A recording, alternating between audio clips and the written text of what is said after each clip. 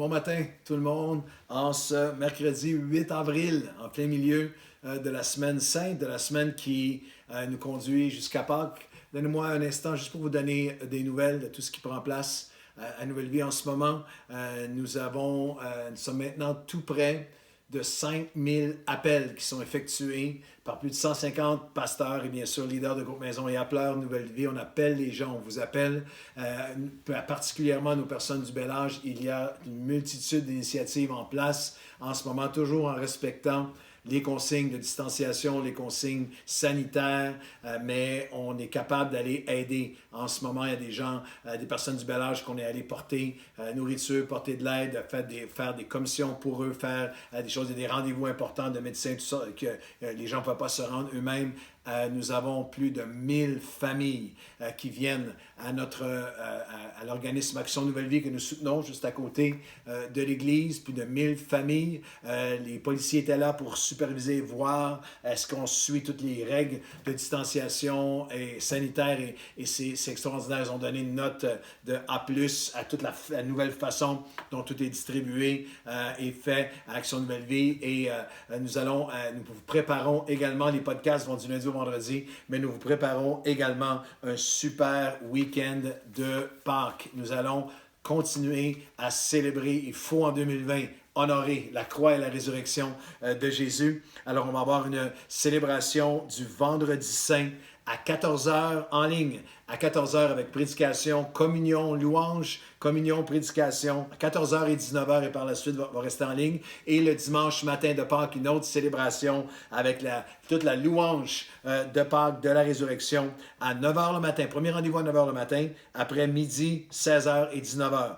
9h le matin, midi, 16h et 19h. Des rendez-vous pour le Québec, à heure du Québec, mais toute l'Europe va pouvoir se joindre à nous aussi avec le décalage horaire et la célébration va être en ligne par la suite. Alors ne manquez pas ça. On va aussi, il y a beaucoup de choses qu'on fait. On a eu des portes qui se sont ouvertes de la faveur de Dieu. Je crois que Dieu veut vraiment nous aider à être une lumière, à donner de l'espoir, à être une main dans notre communauté. Alors, il y a des portes qui se sont ouvertes, je vais vous en dire plus dans les prochains jours, mais nous allons aller porter des chocolats de Pâques de manière sécuritaire et sanitaire, mais dans des résidences pour personnes âgées, dans des centres pour les jeunes, auprès du personnel hospitalier, auprès de travailleurs sociaux qui œuvrent auprès des jeunes. Nous allons aller donner un peu d'espoir, un peu de joie. Ça va être Pâques. À l'aide de tous les bénévoles de Nouvelle Vie. Alors, nous allons être une lumière dans cette saison-là de la résurrection.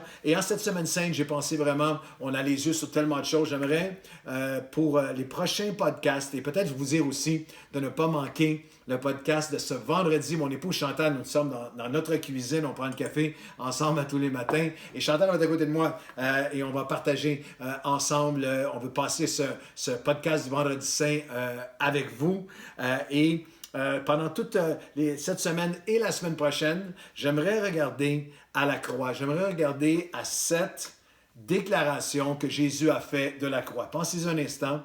Sur la croix, il y a 2000 ans, sur une montagne d'immondices, dans un dépotoir, ce lieu qu'on appelle Golgotha, le lieu du crâne, un lieu de honte, un lieu d'horreur, un lieu de torture, un lieu de peine, de mort que j'ai visité plusieurs fois en Israël, un lieu où ceux qui étaient là mouraient et disparaissaient pour ne plus jamais, on n'entend plus jamais parler d'eux, suspendus, crucifiés, torturés à la croix.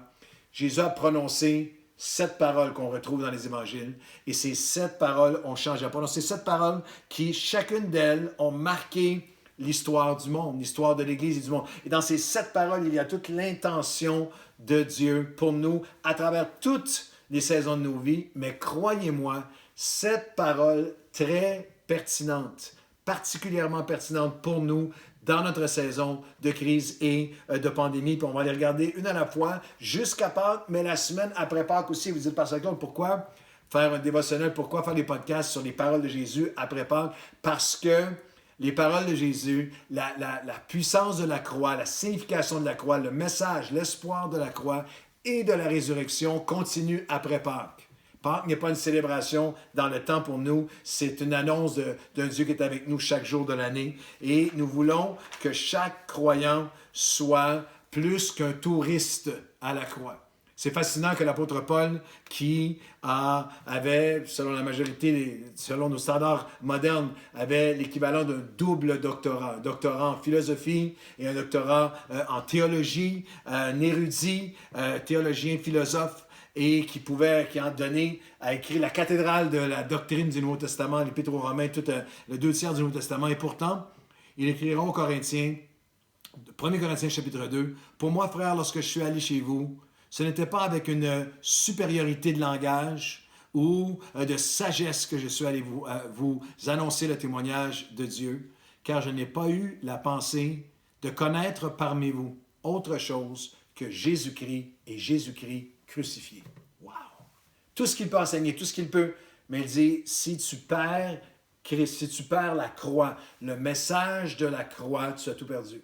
Il y a dans le cœur de Paul le désir qu'aucun croyant ne soit qu'un simple touriste à la croix. En ce moment, nous sommes confinés. Il y a peu de touristes. On ne peut pas aller à nulle part comme touriste. Et si vous avez déjà été un touriste, j'ai souvent réfléchi au fait qu'il y a des gens qui, comme chrétiens, sont des touristes à la croix. Avez-vous déjà pensé à ça? Un touriste, voici quelques caractéristiques de nous lorsque nous sommes touristes et des touristes en général et même des touristes spirituels, des touristes à la croix. Le touriste vient pour prendre et jamais pour donner. Et il y a bien des gens qui suivent la croix du Seigneur, qui suivent l'Évangile seulement pour ce qu'elle peut leur donner. Aucune intention de se donner eux-mêmes. Un touriste apprend un peu du langage. Vous allez au Mexique ou ailleurs, vous apprenez juste assez des mots pour pouvoir commander, pour pouvoir satisfaire vos besoins. Puis il y a plein de chrétiens qui ont appris le lingo chrétien, juste un petit peu de mots ici et là, toutes les 7 ou 8 clichés, juste pour pouvoir recevoir. Le touriste ne s'intéresse que superficiellement aux lois, ou aux normes, ou aux commandements du royaume ou de la nation qu'il visite. Puis il y a plein de chrétiens, effectivement, qui sont juste des touristes à la croix, pas d'intérêt de connaître, de devenir littéralement. Le touriste a toujours en poche son billet de retour. Et il y a beaucoup de croyants qui sont là, mais toujours avec un plan de rechange, jamais avec un abandon total, de dire Seigneur. Et laissez-moi vous dire, il n'y a pas de meilleur moment que pendant une pandémie comme ce qu'on vit en ce moment pour tester votre cœur, votre foi, la réalité, l'authenticité de votre foi et de dire Seigneur, je veux pas être un touriste à la croix. Je veux être quelqu'un qui se donne entièrement. Je ne veux pas juste être en visite, être un simple touriste. Les touristes ne veulent pas voir derrière les décors. Il y a plusieurs pays que j'ai visités qu'au-delà de la ligne hôtelière, il y a parfois de l'autre côté. Juste, mon épouse et moi, souvent, on fait juste traverser de l'autre côté. Et tout de suite, de l'autre côté, il y a tous les besoins. Il y a la bénédiction d'un côté et l'abondance et les besoins de l'autre côté. Il y a plein de chrétiens qui veulent juste rester du côté de la bénédiction et de l'abondance. Ils sont des touristes à la croix. Et il y a, le touriste n'a aucun désir de devenir un citoyen et surtout pas un ambassadeur. Le touriste n'est pas un citoyen seulement de visite. Mais Dieu n'appelle aucun d'entre nous à être un touriste à la croix. Il appelle chacun d'entre nous de devenir un citoyen du royaume de Dieu, de connaître la croix, de connaître ce qu'elle veut dire pour nous aujourd'hui. Et c'est ce qu'on va faire ensemble pendant ces prochains jours, jusqu'à Pâques et les quelques jours après Pâques. Et nous allons regarder aux 7 paroles de la croix en ordre chronologique. Alors que Jésus a été battu par des hommes violents, rompus à l'art de faire mal, de blesser, de frapper pour tuer, qu'il a été fouetté, et la majorité des gens ne survivaient pas au fouet. Joséphus Flavius parle des 39 coups de fouet tuaient la majorité. Ce n'était pas un fouet comme on imagine, un fouet de cirque. Non, c'était un fouet avec des lanières et au bout de chaque lanière, il y avait des morceaux de verre, des morceaux d'acier tranchant et littéralement qui déchiraient. Il a été battu, on lui a arraché la barbe du visage, la couronne d'épines enfoncée, les clous dans ses mains, dans ses pieds. Et le but de la crucifixion était non seulement l'assassinat, la mort, c'était une peine de mort, mais c'était la souffrance, la torture. La personne crucifiée mourait asphyxiée. Et c'est dans cet état que Jésus regarde une meute devant lui qui est de méchanceté, de violence inouïe, une meute inspirée par Satan lui-même. Et sa première parole, Père, Luc chapitre 22, verset 34, Père, pardonne-leur, car ils ne savent ce qu'ils font. La première parole qui jaillit de la croix il y a 2000 ans, jusqu'à vous et moi, au milieu de cette pandémie, au milieu de tout ce qu'on vit, est une parole de pardon. Du pardon de Dieu que nous devons accepter. Il n'y a pas de condamnation, il n'y a pas de... En ce moment, il y a plein de gens qui ont plus de temps pour penser, plus de temps pour... Et nous entendons de toutes les sources qu'il y a toutes sortes de gens qui... Le taux de stress, le taux de dépression, le taux d'angoisse, le niveau d'anxiété, de regret, de culpabilité. Il y a toutes sortes de choses avec lesquelles... Il y a toutes sortes de virus. On essaie de se protéger du virus. Mais j'aimerais vous inviter à tout de suite aller chercher la cure, la guérison au virus de la condamnation, de la culpabilité, de la honte. Aujourd'hui, ce pardon-là, nous devons l'accepter.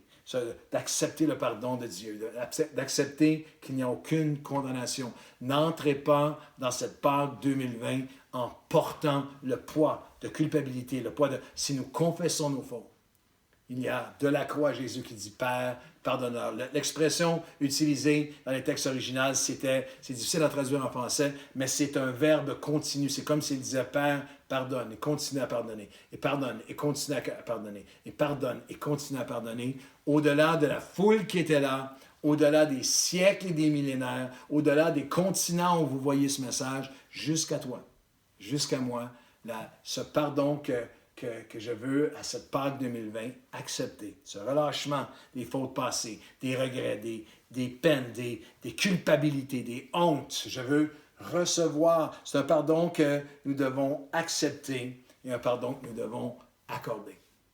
Un pardon que nous devons accorder. J'aime cette citation de Mandela qui a dit au royaume d'un œil pour un œil, le monde entier est aveugle. Relâche-les et c'est toi qui sera libéré. Et aujourd'hui, j'aimerais qu'on puisse prendre un moment de prière. On va continuer demain avec ces 7 paroles de la croix. Mais aujourd'hui, en plein milieu de la semaine sainte, avec tout ce qui tourbillonne autour, avec le virus dont on veut se garder, vous pouvez aujourd'hui dire, Seigneur, il y a un virus que je ne veux pas avoir une journée de plus. Je veux non seulement en être guéri, mais je veux en être protégé à l'avenir. Celui de la culpabilité, celui de l'accusation, celui de la condamnation. Seigneur, aujourd'hui, j'accepte ton pardon et par ta grâce, on va continuer demain. Par ton esprit, tu vas m'aider à le relâcher, à relâcher le pardon, à l'accorder. Et ce qui est magnifique, ce qui est assez hallucinant, c'est que cette année qui est si difficile, si douloureuse, où on a tellement de peine, d'anxiété, où il y a la mort autour de nous, une année où on semble avoir perdu tellement de choses et on a tellement d'incertitudes, ça pourrait être cette Pâque 2020.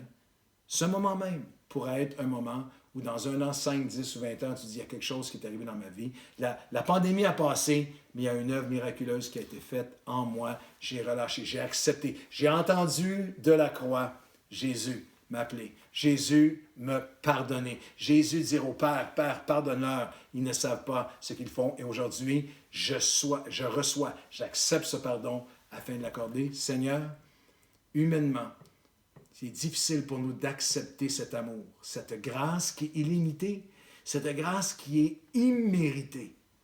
Seigneur, nous sommes tellement conscients de ce qu'on a manqué, de ce que nous n'avons pas été comme hommes, comme femmes, comme pères, comme mères, comme époux, comme dans nos vies, dans nos relations, en ce moment, plein de gens qui vivent tellement de regrets, de poids. Seigneur, viens aujourd'hui, que nous puissions, au milieu de toutes les autres voix, entendre ta voix qui dit, Père, pardonne-leur. Pardonne-leur, et que nous puissions accepter ton pardon de la croix en Jésus-Christ, par ton sang versé pour nous. Nous sommes pardonnés.